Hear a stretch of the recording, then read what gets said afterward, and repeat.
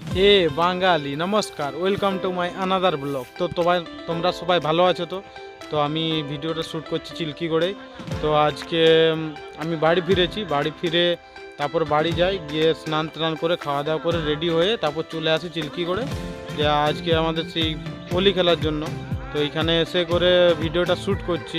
তা 2 দিন 3 দিন 4 দিন হতে গেল ভিডিও আপলোড করিনি। তার কারণ হচ্ছে আমাদের হঠাৎ একটা প্রোগ্রাম হলো যে যাই গিয়ে করে হাওড়া স্টেশনে একটা স্ট্যান্ড নিব, স্ট্যান্ড নিয়ে বাড়ি চলে আসবো, ঠিক আছে।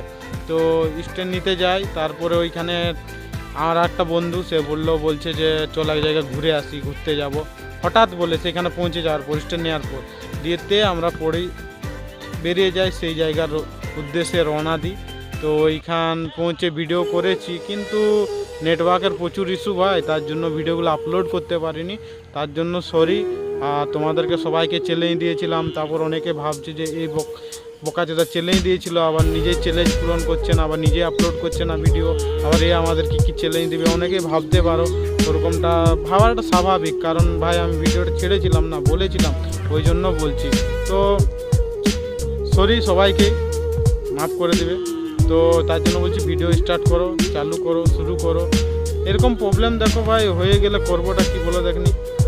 নেটওয়ার্কের এত ইস্যু যে বলারই নেই, এত প্রবলেম ওইখানে পৌঁছে।